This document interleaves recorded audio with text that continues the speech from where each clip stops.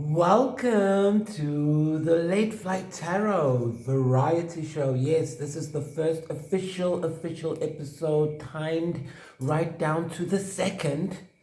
So let's get started. I'm so happy to be here. And again, I have to thank my dear friend in the realms, Stephen Colbert, and of course Steve Allen, but Stephen Colbert, you are amazing. I just subscribed to your YouTube channel. That skit on public access is brilliant.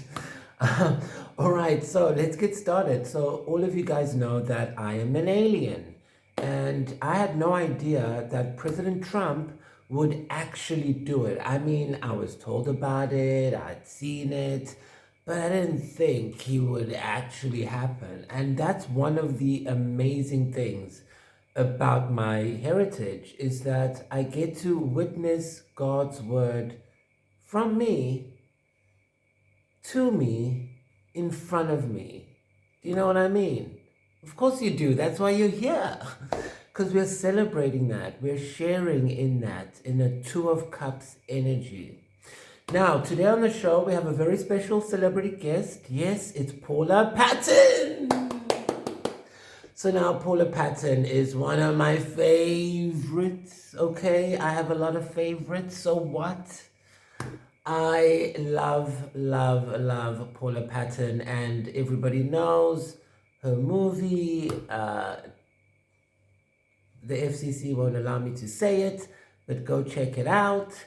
And all of her movies and her Netflix television show is very dear to my heart. The one where she has to time travel to save her daughter, and she has that husband who doesn't believe her. The guys never believe us. Speaking of guys, I told you guys how to break up with the guy, part 1. Now this is part 2. Okay, so how to break up with a guy. How to break up with someone. Do you want to know how to break up with someone? Are you currently breaking up with someone? Well, stay tuned for a section I like to call How to Break Up with Someone. Okay, so how to break up with someone, part 2. When you really want to cut and run quickly, and you don't want to look like the bad guy, do you know what to do? Well, story time. So, I was dating someone, and after a while, it was a human, and after a while I got bored, okay? Humans don't get it. So I didn't want to hurt the person. So what I normally suggest is, if you want to break up with someone quickly, just ask them to marry you. Yeah, that's what I did. I asked the guy to marry me. The next day he was gone. Now, before that, I had a dream, and I was in the moon with Hecate, and Hecate said, if you marry someone, one of you will die. Yes, that's the rule, Star Marines. If you are a Star Marine, if you marry someone, one of you will die. Someone. That's what Hecate said. Someone will die. And so the next day, I didn't tell him that part. I just said, it's called an emotional overshare. It kind of throws them off. Yeah. And then they break up with you, and then you live your normal life. Okay, so that's how you get out of a relationship. Now, why is that important as a monoptic agent? It's important because when you're on the field, you are going to have to cut and run at some point. Okay? So there are 3 things that you are possibly doing as a monoptic agent on the field. So either 1, you're really good at human interactions, or what some people might call honeypotting. Okay? So that means you're good at using your sexual charisma to control people's minds. Then there are some people who are just really good at persuasion. You know, like those salesmen or something that just make you want something you didn't even think you wanted 5 minutes ago. So there's that way. And then there are just some people who are good at analyzing things, who just sit back and watch, and then they can come up with the answers. Now, as a star marine or monoptic agent, you are highly skilled in these areas, or you are meant to be trained in these three areas. Why? Because you're a star marine, and star marines are highly sought after individuals. Now, a star marine is equivalent to what humans call a witch, a sangoma, a psychic, an intuitive, a druid, a Satanist, a Christian prophet. These are all different names for star marines.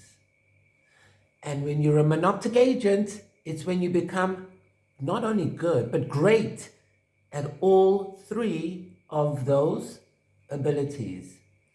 Using sexual charisma, analyzing was three, honeypotting people, gathering information, and the third one, rewind the tape, roll tape. Now, today we talked about the beings that live in the worlds and the realms. Yes, we are now shifting to the lesson portion. So I told you about, should I do transitions? Okay.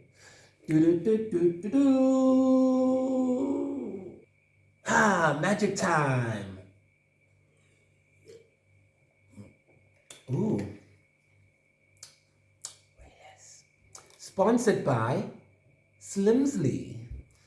Because if you've got it, you must flaunt it, darling. Okay, so in this magic lesson, we talked about how we have 4 worlds. Inside the 4 worlds, we have 7 realms in each of the 4 worlds. We only count 5 per world, which gives us 20.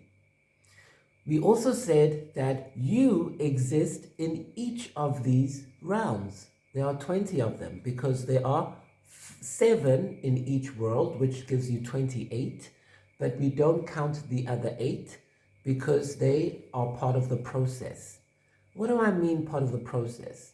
Well, I need you to start engaging both hemispheres of your mind as you keep watching the show.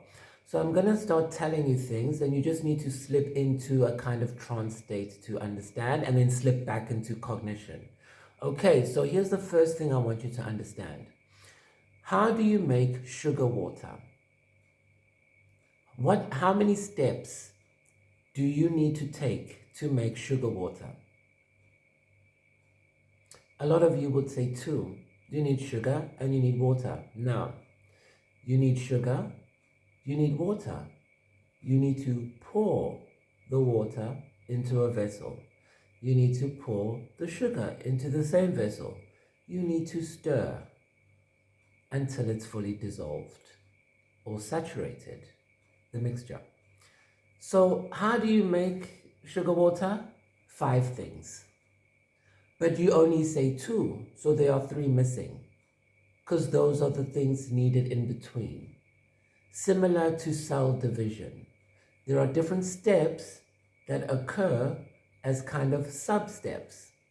So it's the same with your body in the realms.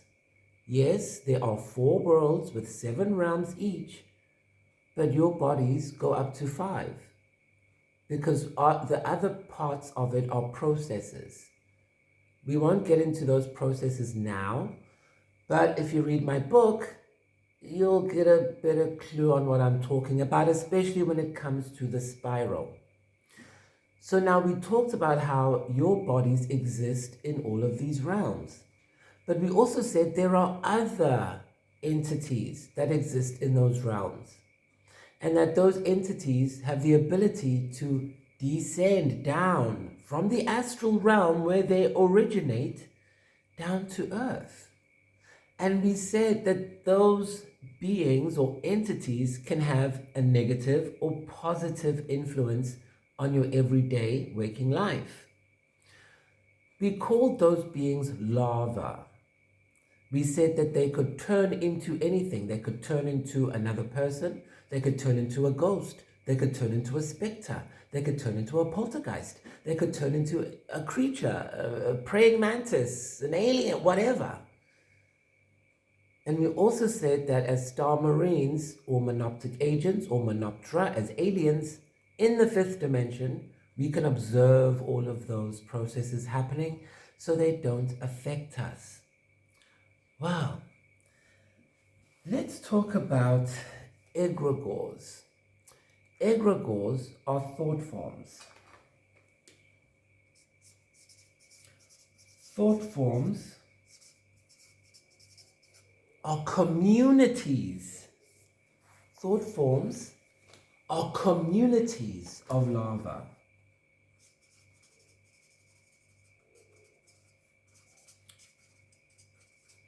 So we only looked at one yesterday and all the chaos that one spectre could cause. But what if you had a community of them? A legion? Oh my goodness. Well, then they could make anything almost happen on Earth. And now, how would they get to Earth even? Well, let's go back to drugs.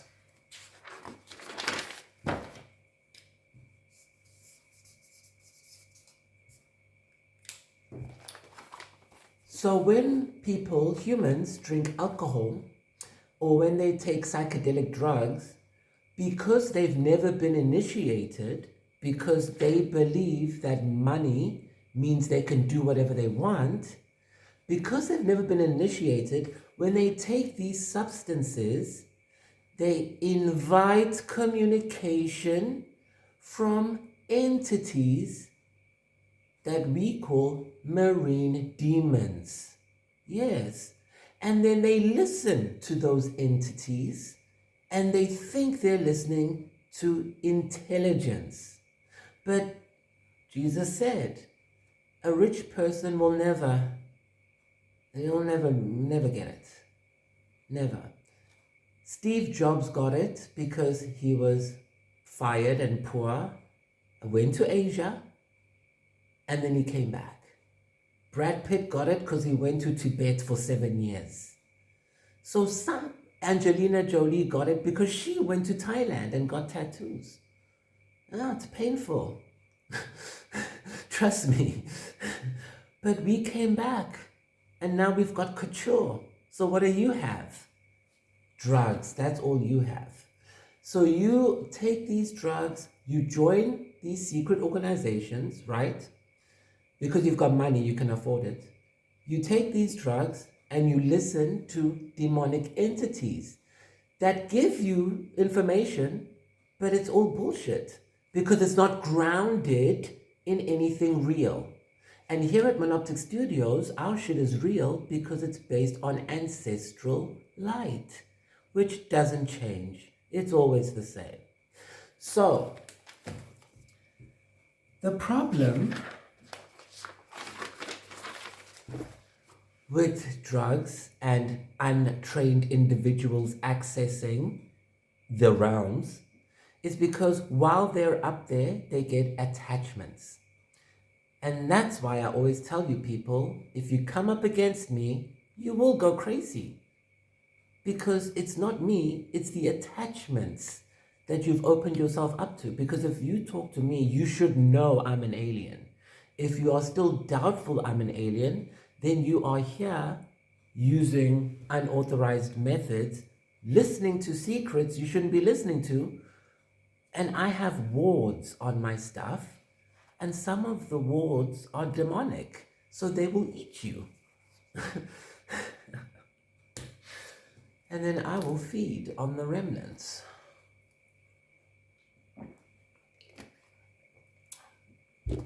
Leanne Rimes told you, long live love. We take the remnants. What do you people think this is?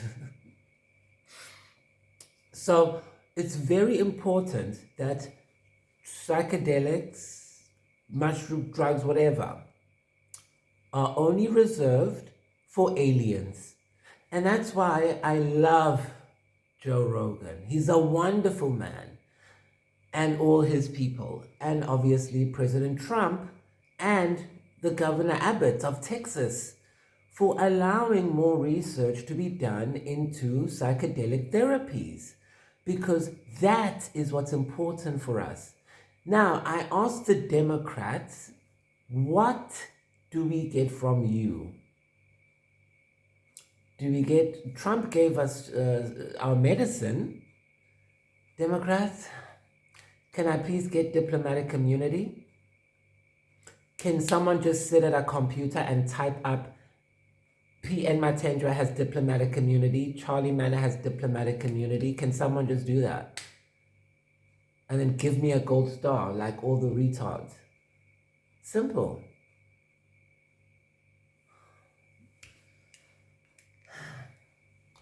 So coming up next, we are going to do Paula Patton in the rounds, a tarot reading. So we are going to share a tarot reading with the wonderful, incomparable Paula Patton. And before we get to that, I just want to close with a final word to my agents. Agents, when I was a kid, my parents thought the house was haunted. They called a shaman to, this is what happened. Whenever I'd go to sleep, poltergeist activity would happen in the house. It would never happen when I was awake, so I'd always miss it. And I thought they were making stuff up, trying to make me, I don't know, Santa Claus, I mean, he's a kid, let's play games. And then one day, I wake up and there's a shaman in the house. Turns out, while I was sleeping, the kitchen was like having an earthquake, but it was only in the kitchen, nowhere else. And my mother, an ex-sister, was so scared that my mother left her there. No wonder she hates me. My mother left her there to go get the shaman, who came and binded me, thinking he was binding a demon. Well, now I'm unbound, and I'm about to have fun. So, we're going to have our special guest, Paula Patton, and then we are going to have another special guest, which is really the reason I'm up at 3 in the morning, but I wanted to save that one for then. So after the break, we'll come back, we'll do Paula Patton and the other special guest who woke me up, whose mom woke me up at 3 in the morning because I owe her a favor. So, okay, let's get to it. Coming up after these messages.